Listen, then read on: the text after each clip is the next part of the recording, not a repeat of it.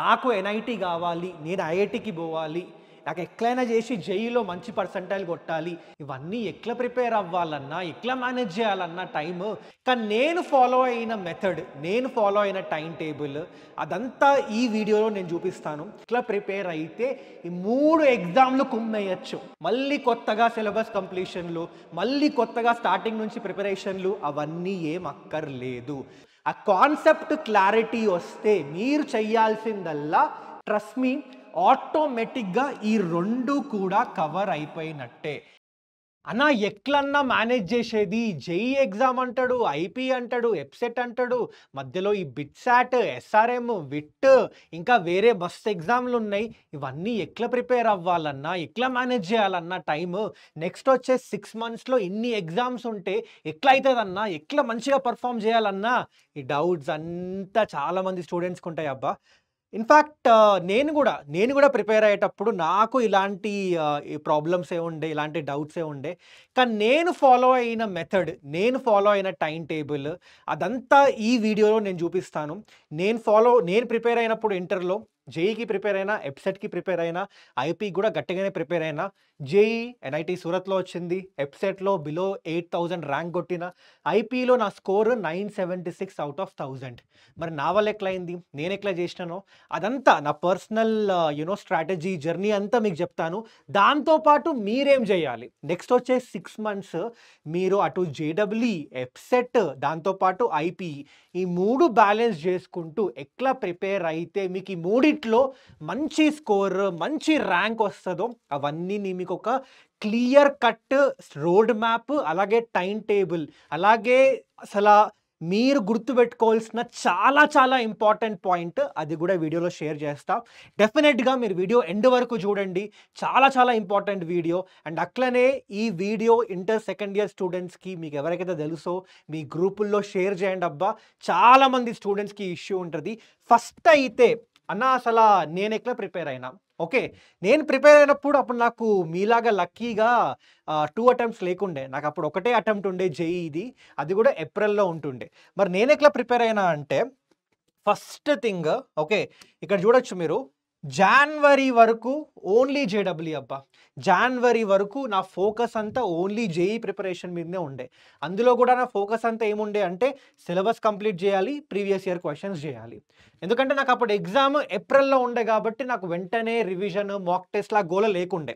Okay, so JEE only JEE జనవరి వరకు prepare అయినా. ఆ తర్వాత జనవరి టు మార్చ్లో ఏం చేసిన అంటే బేసికలీ మనకి ఫిబ్రవరి టు మార్చ్ అప్పుడు స్టార్ట్ అయిపోతాయి ప్రాక్టికల్స్, ఇంకా ఐపీ ఎగ్జామ్ స్టార్ట్ అయిపోతాయి. సో ఇక్కడ ఏం చేసిన అంటే జేఈతో పాటు ఐపీఈ కూడా ప్రిపేర్ అవ్వడం స్టార్ట్ చేసిన. ఓకే, సో ఇక్కడ చూడొచ్చు మీరు, ఫస్ట్ అయితే జేఈలో జనవరి దాటగానే రివిజన్ స్టార్ట్ చేసిన, పీవైక్యూ స్టార్ట్ చేసిన, అట్లనే మాక్ టెస్ట్ వేయడం స్టార్ట్ చేసిన.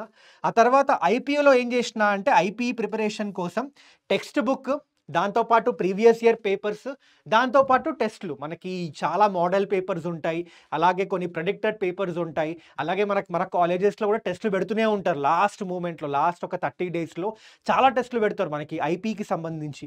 ఆ టెస్ట్లు అన్నిటికీ ప్రిపేర్ అవుతూ ఉన్నా, అండ్ దానికి సరిపోయింది ఐపీఈ ప్రిపరేషన్ చాలు, అంతకన్నా ఎక్కువ వద్దు. ఇన్ఫ్యాక్ట్ నన్ను అడిగితే చాలామంది, అన్న ఐపీ వస్తుందన్న, అమ్మ నాకు 2 మంత్సే ఉంది, 3 మంత్సే ఉంది, ఎట్లా ప్రిపేర్ అవ్వాలి? అరే అంత గోల్ వద్దురా బాబు, ఐపీకి అంత సీన్ లేదు. ఐపీఈకి మీరు 1 మంత్ కరెక్ట్గా కాన్సన్ట్రేట్ చేసినా కూడా మీకు ఈజీగా 95% కన్నా అబోవ్ వచ్చేస్తుంది. ఓకే, సో ఐపీని తీసుకొని మీరు అంత టెన్షన్ తీసుకోకండి. సో అప్ టిల్ మార్చ్ ఈ రెండింటిని బ్యాలెన్స్ చేసిన. ఇన్ఫ్యాక్ట్ ఫిబ్రవరి అవ్వగానే ఫిబ్రవరి మంత్ మొత్తం నా కాన్సన్ట్రేషన్ ఐపీ ఎగ్జామ్ మీదనే ఉండే. అండ్ ఒక్కసారి ఐపీ ఎగ్జామ్ అయిపోయిన తర్వాత మళ్ళీ ఓన్లీ జేడబ్ల్యూకే ప్రిపేర్ అయినా, ఓన్లీ జేఈకే ప్రిపేర్ అయినా. ఓకే, అండ్ ఒక్కసారి నాకు ఆ జేఈ ప్రిపరేషన్ అయిపోయిన తర్వాత, ఏప్రిల్లో నా జేఈ ఎగ్జామ్ అయిపోయిన తర్వాత అప్పుడు కాన్సన్ట్రేషన్ మొత్తం ఎప్సెట్ మీద పెట్టిన. ఇన్ఫ్యాక్ట్ మార్చ్లో కూడా ఏం చేస్తుండే అంటే జేఈతో పాటు ఎప్సెట్కి కూడా ప్రిపేర్ అవుతుండే. ఎప్సెట్కి ప్రిపేర్ అవ్వడం అంటే, అన్న మళ్ళీ నువ్వు కొత్తగా సిలబస్ స్టార్ట్ చేసినావా, ఫస్ట్ నుంచి ప్రిపేర్ అయినా అంటే అక్కర్లేదు, సిలబస్ సేమే కదా. ఫర్ ఎగ్జాంపుల్ సర్కిల్స్ చాప్టర్ ఉంది, జేఈకి ఎప్సెట్కి సర్కిల్స్ డిఫరెంట్ అయిపోతాయా? సేమ్ అదే ఉంటది గదా! సో, ఏం జేషినా అంటే ఎబ్సెట్‌లో ప్రీవియస్ ఇయర్ క్వెషన్స్ సాల్వ్ జేషినా అంతే. ఓకే.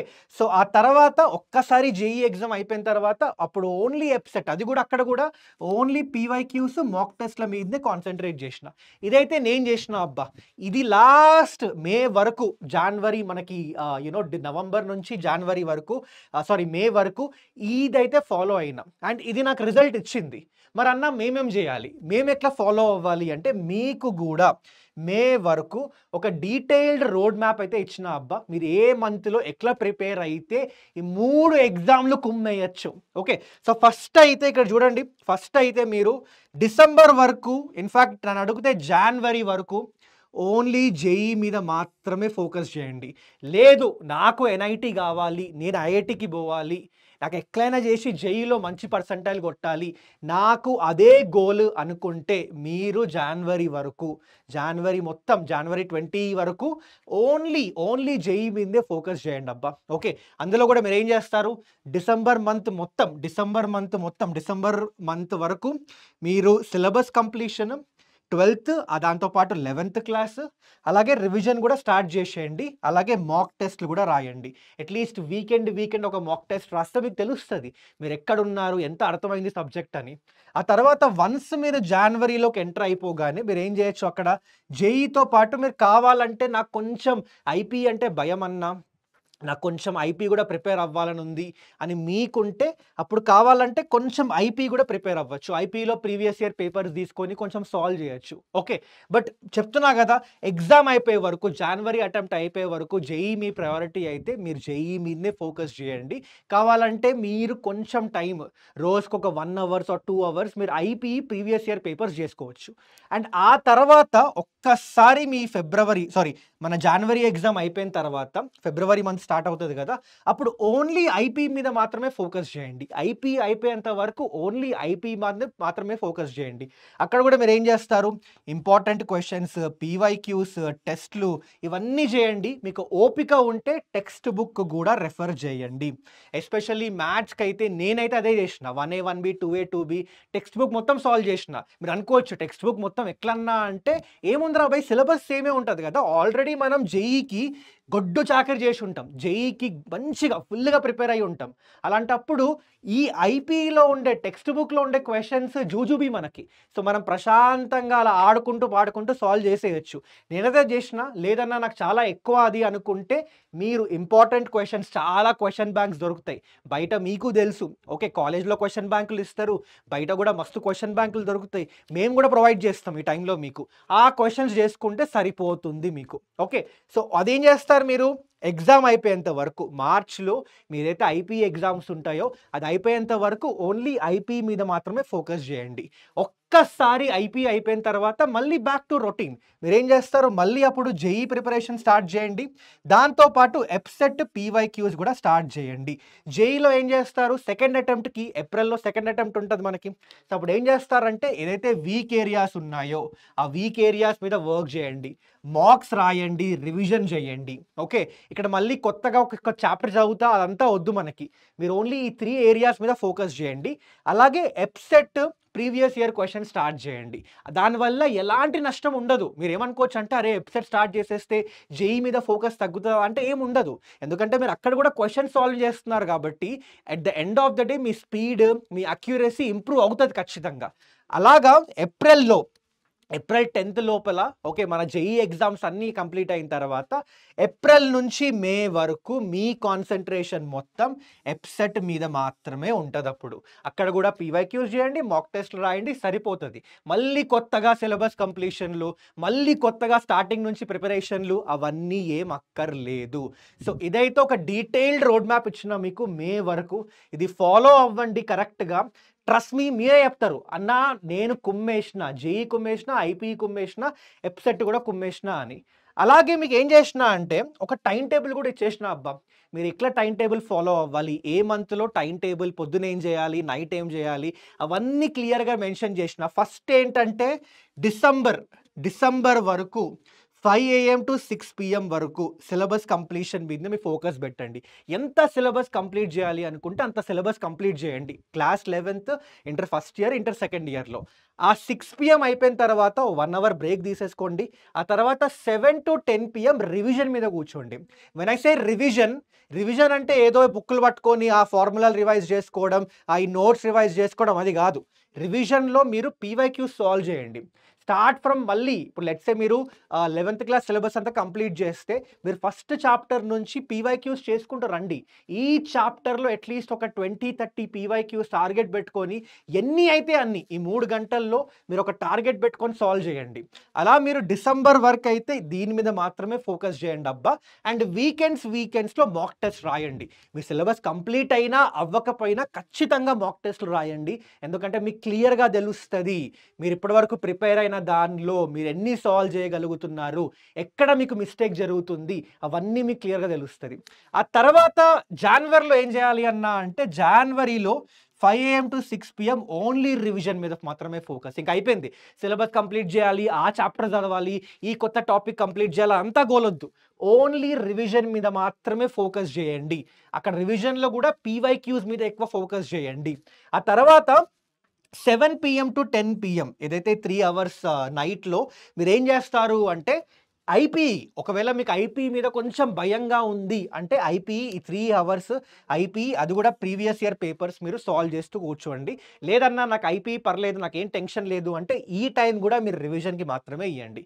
ఇంకా ఫిబ్రవరిలో జనవరి 20 తర్వాత మనకి ఆ 1 వీక్ ఉంటది. 21-30 వరకు మనకి ఎగ్జామ్స్, జేఈఈ ఎగ్జామ్స్ అన్నీ అయిపోయిన తర్వాత ఫిబ్రవరి మంత్ ఓన్లీ ఐపీఈ మీద కాన్సంట్రేట్ చేయండి. పొద్దున్న నుంచి నైట్ వరకు మీ ఇష్టం రా భయ్. ఎంత ప్రిపేర్ అవ్వాలనుకుంటే అంత ప్రిపేర్ అయిపోండి ఐపీఈకి. ఒక్కసారి ఐపీఈ అయిపోయిన తర్వాత ఇప్పుడు ఏం చేస్తారు మార్చ్ మంత్‌లో ఓకే. అంటే మార్చ్ మనకి సెకండ్ వీక్‌లో అక్కడ అయిపోతాయి. అప్పుడు ఏం చేస్తారు అంటే ఇక్కడ ఎంతైతే టైం మిగిలిపోయిందో ఆ జేఈఈ సెకండ్ అటెంప్ట్‌కి అప్పుడు మీరు again 5 AM to 6 PM JEE prepare అయిపోండి. నైట్ ఎప్సెట్‌కి ప్రిపేర్ అయిపోండి. లేదన్నా నాకు జేఈఈ మీద ఎక్కువ ఫోకస్ చేయాలి అని ఉంటే ఈ టైం కూడా మీరు జేఈఈకే అలొకేట్ చేయొచ్చు. ఓకే. అది మీ ఇష్టం. ఒక్కసారి మనకి ఏప్రిల్ ఫస్ట్ వీక్‌లో ఆ ఎగ్జామ్ అయిపోతే జేఈఈ ఎగ్జామ్ అయిపోతే ఆ మిగిలిన 2 మంత్స్ ఏప్రిల్ ఇంకా మే ఏదైతే ఉందో అక్కడ మీరు ఓన్లీ ఎప్సెట్ మీద మాత్రమే ఫోకస్ చేసుకోవచ్చు. చెప్తున్నా కదా ఇలా ఫాలో అవ్వండి. ఈ టైం టేబుల్ ఫాలో అవ్వండి అబ్బా. డెఫినెట్‌గా చాలా చాలా హెల్ప్ అయితది. అండ్ ఒక్కటి మాత్రం గుర్తుపెట్టుకోండి, చాలామంది స్టూడెంట్స్ ఇప్పటికి కూడా అర్థం కాదు ఏంటి అంటే రిమెంబర్ జేఈఈ అయినా, ఎప్సెట్ అయినా, ఐపీఈ అయినా సిలబస్ ఒక్కటే. డిఫరెంట్ కాదు. చాలామంది స్టూడెంట్స్ వీటన్నిటిని ఏదో డిఫరెంట్ ఎగ్జామ్స్ అనుకుంటారు కానీ జేఈఈకి అదే సర్కిల్స్, ఎప్సెట్‌కి అదే సర్కిల్ చాప్టర్, ఐపీఈకి కూడా గదే సర్కిల్ చాప్టర్. ఓన్లీ డిఫరెన్స్ ఏముందన్నా అంటే జేఈఈలో టఫ్ క్వెషన్ వస్తది, ఐపీఈలో ఈజీ క్వెషన్ వస్తది, ఎప్సెట్‌లో కొంచెం మోడరేట్ లెవెల్‌లో క్వెషన్ వస్తది.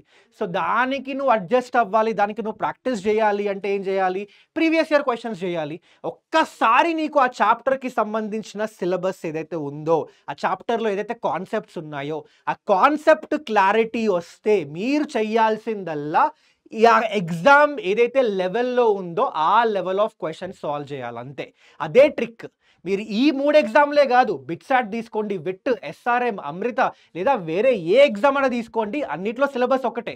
ఎగ్జామ్ లెవెల్ డిఫర్ అయితూ ఉంటది. సో దానికి తగ్గట్టుగా మీరు ప్రాక్టీస్ చేయండి. దానికి తగ్గట్టుగా మీరు క్వెషన్స్ సాల్వ్ చేయండి. సరిపోతుంది. ఓకే. సో ఇంకా మీకేమైనా డౌట్లుంటే కామెంట్స్‌లో మెన్షన్ చేయండి అబ్బా. బట్ ఒక్కటైతే గుర్తుపెట్టుకోండి, అన్న మరి దేనికి ప్రయారిటీ ఇవ్వాలన్నా, నాకు ఎప్సెట్‌కి ఇవ్వాలా, జేఈఈకి ఇవ్వాలా అంటే నేను చెప్తున్నా కదా, ఫస్ట్ అయితే జేఈఈ మీద ఎక్కువ ఫోకస్ పెట్టండి అబ్బా. జేఈఈ మీద మీ మొత్తం 100 కాదు 200% పెట్టేసేయండి. జేఈఈ గట్టిగా ప్రిపేర్ అయితే ట్రస్ట్ మీ ఆటోమేటిక్‌గా ఈ 2 కూడా కవర్ అయిపోయినట్టే. ఎప్సెట్ ఇంకా ఐపీఈ కూడా కవర్ అయిపోయినట్టే.